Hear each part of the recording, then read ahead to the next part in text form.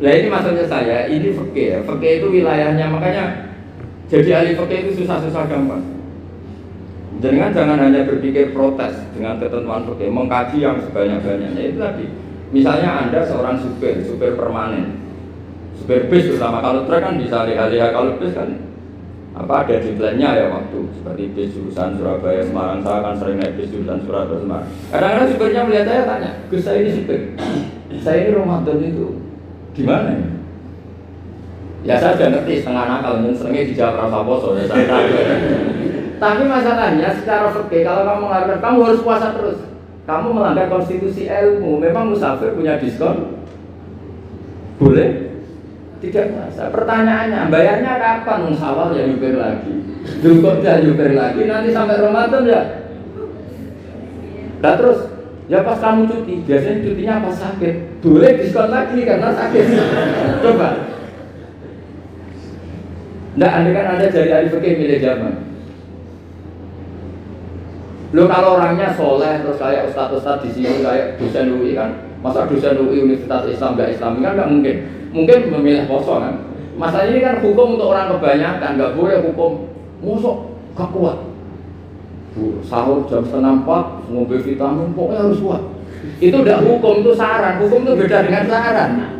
Hukum itu hanya berbicara musafir itu boleh iftar. Kalau saran memang boleh, ya usahakan kamu makan 3:30 pas fit, terus kalau nyumpir selesai jam 10 nanti istirahat. Memangnya majikan bisa ngatur jamnya? Itu fikih. Maka menjadi perdebatan yang namanya pergi itu apa? Menurut Imam Syafi'i pergi itu ya dari rumahnya ke tempat yang asing yang tidak wilayahnya namanya pergi. Menurut Imam Ahmad bin Hanbal enggak. Pergi itu tidak kerja. Jadi orang yang supir yang seperti itu namanya tidak pergi tapi kerja. Tanyakan ke publik, misalnya jenengan ke UI, istri kamu atau suami kamu ditanya, istri kamu kemana? Kira-kira jawabnya bilang pergi jalan-jalan atau bilang kerja? Kerja. Makanya kata Imam Ahmad bin Hanbal, mudi mustafar atau orang yang berprofesi, yang profesinya memang harus pergi, kayak traveling atau supir, maka itu namanya tidak pergi, namanya itu kerja. Karena apa? Sekali distatuskan pergi, maka ikut status yang dikatakan Allah dan Rasul dapat diskon boleh tidak puasa. Maka terus kita debat tentang definisi. Nah definisi ini penting karena yang menjadikan hukum rubah itu definisi. Misalnya gini mbak ini ngaji saya, statusnya kalau pakai status saya ajnabi, orang lain, bapak ajnabiyah, maka hukumnya saya melihat bapak ini haram karena statusnya ajnabi melihat ajnabiyah yang tidak mahram. Tapi kalau di fikih itu ada statusnya. Di antara lelaki boleh muwajahah sama perempuan adalah 1 untuk belajar, 2 untuk muamalah, 3 untuk kesaksian, 4 untuk pengobatan. Itu kan ada pengecualian. Sehingga statusnya sekarang Mbak itu belajar, apa ini melihat Gus Bah atau Gus Bah itu mengajar atau mengajar, itu statusnya bisa rubah ya. Makanya kalau sebetulnya kalau kita marung di warung misalnya Padang, kita nggak pilah-pilah, kebetulan pelayannya perempuan itu masih bisa dipilah secara fikih. Saya muamalah marung, cuma kebetulan penjaganya. Tapi masalahnya Pak ini punya daftar penjaga yang cantik, itu masalah. Maka pertanyaannya itu marung ke situ demi marung, apa demi melihat? Tidak jawab saja. Demi marung apa demi melihat? Kalau demi marung sepatutnya penjaga yang sangat-sangat juga banyak. Ayahnya kalau demi makan, penjaga yang cowok kan banyak. Kalau demi melihat, berarti yang dihitung kan niatnya. Berarti karena muamalah apa karena melihat? Melihat. Itu status. Jadi makanya kalau mudi musafar itu namanya orang pergi atau orang kerja? Orang kerja. Maka menurut pikirannya Imam Ahmad bin Hanbal seperti itu harus puasa. Karena dia adalah pekerja, bukan musafir. Lalu dalam masalah jumlah 3 hari misalnya. Kalau dalam fikih kita, nggak saya kenapa ngomong fikih terus ya, karena banyak yang melupakan fikih. Jenengan pergi haji. Zaman Nabi haji itu jamak dan qasar terus. Padahal hajinya Nabi itu, haji itu minimal kan berapa hari minimal itu? 9, 10, 11, 12. Sebenarnya haji itu minimal hanya 4 hari. Karena 13 Dzulhijjah di sana nafar apa? Awal. Kalau nafar awal berarti nggak ada kewajiban nafar sani. Berarti yang wajib betul kan 9, tanggal 9 wukuf di Arafah, terus 10 biasanya ifadah sama balang jumroh apa? Akobah, terus 11, 12 itu kan sudah boleh cabut karena apa? Nafar apa? Awal. Berarti nggak usah nafar apa? Sani. Berarti hanya berapa? 4. Tapi Nabi haji di Mekah Madinah itu sampai 40 hari karena perjalanan. Pertanyaannya ketika Nabi menjamak dan mengqasar itu cara Imam Syafi'i lis-safar. Karena Nabi orang Madinah datang ke Mekah dengan jarak 460 kilo, maka Nabi boleh jamak dan qasar. Jadi pikiran Imam Syafi'i, jamaknya Nabi itu lis-safar karena pergi. Cara pikiran Imam Malik enggak, jawabnya Nabi itu linusuk. Nabi menjamak sholat itu karena melakukan ibadah haji. Efeknya adalah orang Mekah kalau haji itu cara Imam Malik meskipun jaraknya dekat boleh apa? Boleh apa? Qasar, boleh jamak qasar. Lalu terus ada pertanyaan fikih lagi. Lalu jamak qasar itu karena pergi apa karena masyaqqah? Karena repot. Coba kalau sampai kira-kira jawab. Misalnya kita orang kaya bawa uang 1 miliar naiknya Alphard, ada supirnya, ada ajudannya, pergi di jarak 100 kilo. Masyaqqahnya kan tidak ada sama sekali, apalagi di tol kebetulan nggak macet. Kira-kira boleh jamak nggak? Boleh terus karena pergi, tapi kan nggak ada repotnya sama sekali. Dibanding misalnya yang ngebis bawa beras 1 kintal gitu, udah gitu suruhan orang lagi kan pusing. Maka fikih ini untuk memberi hukum itu kalau fikih itu menstatuskan dulu. Ini orang boleh jamak itu karena masyaqqah apa karena safar. Lalu kalau setelah karena safar itu karena jaraknya apa tingkat masyaqqahnya. Kalau karena jaraknya ya ada juga. Tidak juga gitu maksudnya. Mungkin Anda tidak pernah terpikir begini. Kalau saya mau ke Jakarta, kemudian sampai Purworejo itu sudah waktu duhur, saya boleh nggak duhur di situ sama saya? Boleh kan? Padahal perjalanan saya belum capek. Hanya nunggu boleh jamak itu setelah kita menempuh jarak itu apa menuju, sedang menuju dan niat. Sedang menuju dan niat. Misalnya saya mau ke Jakarta, saya orang Sleman mau ke Jakarta, itu sampai mana itu Magelang itu sudah boleh jamak kan? Boleh nggak? Boleh karena saya mau ke. Nah pertanyaan secara fikih mungkin ada tidak terlintas. Ternyata di telepon sampai istrinya nggak jadi pergi. Padahal sholatnya kadung di jamak duhur dan asar. Apakah setelah di rumah sholat lagi? Sama nggak pernah mikir gitu. Karena tidak nekuni fikih. Jadi orang fikih itu sudah pusing, makanya jangan diprotes terus. Kita ini sudah pusing, lalu orang itu enak aja protes terus. Tidak menurut jenengan nanti wajib sholat lagi enggak? Dia bolehnya jamak kan berdasar berstatus musafir. Ternyata selama gelang di telepon istrinya enggak jadi. Dia kadang sholat duhur dan asar. Setelah pulang masih jam 1. Terus ada asar, wah sholat terus.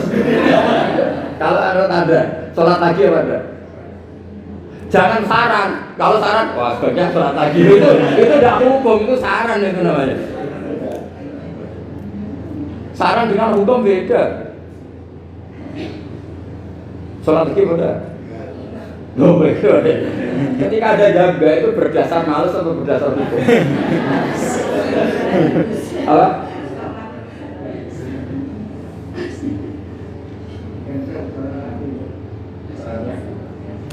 Nah kalau Anda sholat lagi, pertanyaannya gini, Allah itu tidak punya tradisi mewajibkan 2 kali. Pertanyaan pertanyaannya mesti gitu. Dan saat Anda di Magelang menjamak itu melakukan sesuatu yang disahkan oleh agama. Berarti pas Anda jamak duhur asar, sesuatu pas melakukan itu kan berstatus sah dan boleh. Meskipun setelah itu ada masalah, istri kamu nelpon terus pulang. Tapi pas itu kan sudah dinyatakan oleh malaikat sah, Anda sudah duhur dan asar. Kalau melihat itu tidak wajib mengulang. Tapi bisa saja malaikat ada yang usil. itu sah karena Anda berstatus musafir. Berhubung status Anda hilang, maka poin Anda sudah sholat juga hilang. Kamu milih fikih yang mana?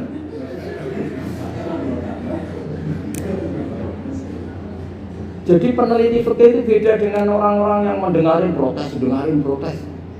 Beda karena nengkuni itu beda karena ada konsekuensinya. Makanya fikih itu sampai saya punya kitab fikih itu dikarang satu orang itu jumlahnya 20 jilid, per jilid itu segini. Jadi satu meja ini dikarang satu orang. Itu mulai yang presisi, yang detail sampai yang khayal. Yang khayal juga ada. Yang khayal itu tadi beliau banyak menghayalkan diri. Suatu saat Anda datang ke Mekah itu hanya butuh waktu 20 menit. Zaman itu belum ada pesawat. Lalu boleh gak jamak, boleh gak nakal. Nakal itu begini. Sampai orang kaya punya jet pribadi, misalnya ada Ronaldo masuk Islam, orang kaya. Itu bisa gak puasa. Karena begini. Misalnya dia contohnya orang Arab ya. Orang Arab, jangan orang. Dan contohnya itu di Bali saja. Di sini itu kalau imsak jam berapa? Imsak Ramadan jam berapa? 3:30 aja biar aman ya. Kalau 3:30 kan masih imsak. Dia terbang ke Mekah. Jadi orang sini puasa jam 5 kan mulai puasa, dia terbang ke Mekah kan masih malam. Makan terus dia. Mekah mau ada matahari terbang lagi ke barat. Karena dia menghindari berstatus puasa. Atau sebaliknya, dia orang Mekah jam 12 puasa. 12 siang puasa. Dia wah kalau 6 jam lagi buka bisa barangnya saya. Terbang ke Indonesia. Ke Indonesia terbang baru 1 jam di sini sudah buka. Itu khayal. Jadi ini ada khayalnya. Itu lama dulu sebelum ada pesawat sudah mengkhayal gitu. Bolehkah orang yang di Masyriq ke Maghrib demi itu? Kalau Anda jadi Raja Salman jam 1 kok sudah nggak kuat apa? Puasa itu diberi saran terbang ke Indonesia. Itu kalau pakai jet kan nggak sampai 9 jam, 1 jam ke Jakarta. Sudah ada wow akbar. Bukan. Boleh enggak? Loh mau kamu enggak bilang, oh enggak boleh. Loh di Jakarta sudah guru bisa sih. Masa sudah matahari terbenam orangnya enggak boleh? Bukan. Lah ya. Apa? Kalau resikonya gini, sampean mungkin nggak mikir, resikonya gini, kalau dia berstatus musafir, bolehnya buka karena musafir, pertanyaannya dia wajib bayar.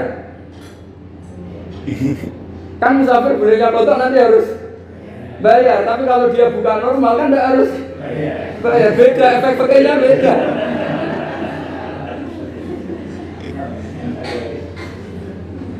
Sama jangan protes, Gus Baik gimana, mau ngaji malah dijak senam.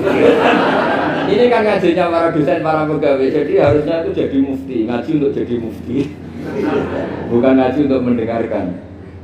Jadi makanya saya mohon jangan sering protes sama ulama sudah pusing. Karena efek-efek hukum itu udah gampang. Kayak tadi misalnya, kalau dia boleh buka atas nama musafir, resikonya wajib bayar. Masalahnya Raja Salman ini mau enggak gitu. Dia inginnya. Maka pertanyaannya itu kitab yang milik saya tadi yang 20 jilid tadi. Ulama itu mulai dulu sudah membayangkan bagaimana kalau suatu saat ada satu kendaraan. Kenapa ulama bisa bayangkan itu? Karena ada buruk. Meskipun mereka nggak numpak buruk hanya Rasulullah, tapi kan bisa bayangkan ada toyul waktu. Waktu itu bisa dilipat. Karena ulama dulu ahli astronomi, jadi bumi itu bulatnya gini, muternya gini. Berarti suatu saat ada satu ilmu di mana orang ngambil satu posisi terus melewati toyul waktu, ngalami lintasan waktu. Mulai dulu itu sudah dibicarakan. Pertanyaannya lalu status orang ini kayak apa? Misalnya tadi orang Mekah ingin cepat buka terbang ke Indonesia. Orang Indonesia menghindari imsak. Misalnya 3:30 dia belum sahur. Wah kalau saya di Indonesia ini sifatnya sahur. Pas saya tak terbang ke Mekah, enak kan terbang di Mekah ternyata masih jam 8. Wah bisa makan sepuasnya jam 8 malam, artinya jam 20. Pan enak ya. Bar wareg balik ning Indonesia wis jam 1 siang. Jam 1 siang kalau ini cepat buka terbang ke timur. Langsung buka. Berarti dia kira-kira puasa ada 3 jam. Tapi terus ya mungkin kalau sampai tahu kok gue sudah repot-repot mau tinggal turun buat sinetron untuk buka dewe. Itu tidak hukum, saran itu namanya apa? Kalau hukum tetap tadi yang dikatakan puasa adalah imsak mulai jam imsak sampai gurubus. Lalu pertanyaannya lagi, gurubus samsi sampai imsak itu konversi jam apa nyata-nyata gurubus samsi? Kalau yang diliwati khotul istiwa itu nyata, fi'lan kalau dalam bahasa Arab fi'lan awaqiyah. Tapi kalau ada orang kutub, saya sering kirim-kiriman surat sama mufti-mufti yang ada di Timur Tengah, di Eropa, konsultasi maksudnya. Orang kutub itu kan tidak ada matahari, tidak ada apa-apa. Jika kalau Anda baca kitab di kutub, mesti juga ada pembohong. Misalnya orang kutub ngaji saya, kamu harus subuh sebelum matahari terbit. Sekali matahari terbit, waktunya hilang. Duhur setelah matahari agak ke barat. Asar kalau matahari terbenam, hilang waktunya. Terus mereka mesti bilang, mataharinya di mana? Maka pertanyaannya, boleh gak mengkonversi waktu untuk orang kutub? Jadi misalnya pola umum subuh jam 4:30, berarti antara subuh dan qadha itu 1 jam setengah. Subuh sama zuhur polanya berapa berarti? Kalau 4:30 sampai jam 12 itu 6 sama 7:30. Berarti ya kira-kira habis subuh nunggu 7 jam setengah baru zuhur, nunggu 3 jam baru asar, nunggu 3 jam baru maghrib. Berarti waktu puasa kira-kira antara jam 4 sampai jam 6. Berarti berapa jam itu? 12 sama 2 14 jam. Oke, berarti orang kutub harus puasa 14 jam. Tidak bergantung waktu mata. Tapi ada lagi pertanyaan mestinya gini, lalu 14 jam itu dimulai dari mana? Apa asal 14 jam? Apa harus ada konsensus setarnya? Masih ada PR lagi. Menurut kamu gimana? Ada konsensus setarnya dimulai jam 4 dini hari. Apa asal jumlahnya? Imsak 14 jam. Mikir lagi ya. Itu di Denmark itu ada satu musim di mana siang terus sampai sekian bulan. Siang terus sampai orang sana itu capek. Kenapa ada siang terus? Logikanya kan di bumi itu belajar juga belajar falak, belajar astronomi. Kalau tepaan kamu di sisi yang barat agak utara atau agak selatan, matahari nentron terus. Sehingga bumi mulak-malik ya kamu kesentron terus karena kita ini kan tepaan di katulis istiwa, di khotul istiwa. Sebenarnya khotul istiwa itu bahasa Arab dari kata khotul istiwa. Khotul itu garis, istiwa itu tengah. Nah, Islam itu oleh Allah memang dipilih di tempat paling top yaitu Mekah. Mekah Ka'bah itu suratul ardi. Jadi sebelum ditemukan ilmu astronomi itu Nabi sudah ngendikan Al-Ka'bah suratul ardi. Ka'bah itu pusarnya bumi. Sehingga di Ka'bah itu satu-satunya area yang terbebas dari medan magnetis. Karena dari utara dan selatan benar-benar di tengah. Maka potensi jam paling akurat di dunia itu hanya jam yang di Mekah itu. Karena apapun akuratnya teknologi di Amerika atau Jerman, karena jam itu dari logam tetap ketarik medan apa? Magnetis, entah berapa 00, tetap kena. Misalnya jam di Jerman lebih dekat mana kalau Jerman? Mesti ketarik medan magnetis, entah berapa kadarnya. Karena materi jam dari logam. Sementara di Mekah karena di tengah itu terbebas dari medan apa? Magnetis. Nah, sehingga yang segaris dengan Mekah kayak Indonesia itu semuanya khotul istiwa. Nah, kalau khotul istiwa normal itu artinya ya 12 siang secara umum ya 12. Sehingga ulama Indonesia kalau ngaji itu lebih gampang, lebih tidak dianggap bohong. Karena ya ada terbitnya matahari, ada zawalus syamsi, ada hurubus syamsi. Coba kalau kitab itu Anda baca di kutub utara sama kutub selatan, murid kamu bingung semua. Ini gimana Ustaz? Tidak ada matahari kok semuanya diukur pakai matahari. Lalu pertanyaannya dikonversi kan? Pertanyaannya kalau dikonversi pakai apa itu? Asal 14 jam apa harus sepakat dimulai jam berapa? Milih mana? Milih sepakat. Pertanyaannya kalau sepakat, ukurannya siapa yang jadi ahlul halal wal aqd?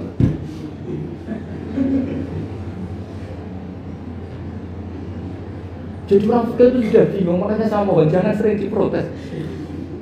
Saya pernah ketemu ulama, saya kan sering ikut komunitas di New York. Itu andaikan dibur, itu pas persis Ka'bah. Jadi buminya itu kalau dibur itu pas persis Ka'bah. Lalu pertanyaannya, ada kiblat nggak di sana? Ya bumi kan gini ya. Kalau dalam bahasa falak itu ada rubuk namanya. Rubuk itu bumi yang sewaktu itu hanya yang seperempat.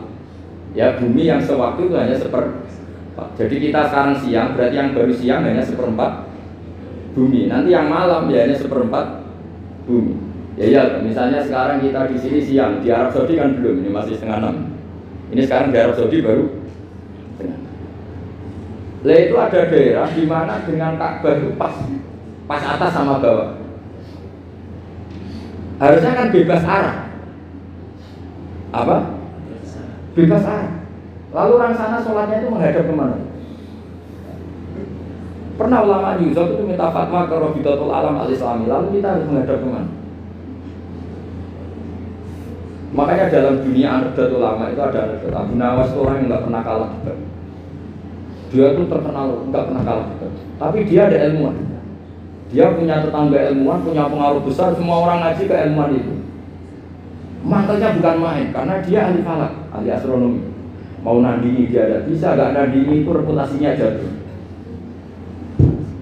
Orang itu berteori kalau bumi itu bulat-bulat. Kalau kamu jalan ke sini, maka akan tertitik yang suatu saat si profesor ini kemalingan, terus minta tolong Abu Nawas rumah saya kemalingan. Terus lari kemana malingnya? Ke timur. Setelah ke timur, larinya ke timur. Abu Nawas lari ke barat. Terus ditanya, sudah tak bilang nih, malingnya lari ke timur, kok kamu lari ke barat? Nanti ketemu di titik yang sama. Sebenarnya itu profesornya makel. Oh kamu nyindir loh. Artinya Abu Nawas gak terima. Teori anda itu gak bisa. Secara keilmuan benar, tapi secara faktual gak boleh. Berarti kalau ada orang ngejar istrinya lari ke timur, dia harus tetap ke barat. Nanti ketemu di titik yang sama. Jadi malingnya lari ke timur, Abu Nawas ngejar ke barat. Ketika ditanya profesor, sudah bilangin malingnya tuh lari ke timur, kenapa ada ke barat? Kataan kan nanti ketemu di titik yang sama karena bumi bulat-bulat. Nah pertanyaannya gini, lalu kalau yang segaris itu ada arah enggak? Kayak Yusuf tadi. Menurut kamu tetap berkiblat atau ada usah? Loh kalau yang rubuk jelas. Loh gitu, kalau rubuk begini, misalnya begini, terus kamu di sini sama sini kan masih ada arah. Tapi kalau sini sama sini masih butuh kiblat. Lalu sama tidak usah protes, orang protes sudah pusing, tidak usah diprotes. Karena yang dipikir itu macam-macam. Nah ya makanya ini mengkaji ya, saya mohon. Ya kayak tadi ini mengkaji, saya mohon saya cukupkan sekian. Sementing apa ya kita ada respeknya sama ulama. Jadi ulama itu susah, mikirnya susah, harus tanggung jawab di depan Allah, di dunia diprotes terus. Ya saya kira demikian. Assalamualaikum warahmatullahi wabarakatuh.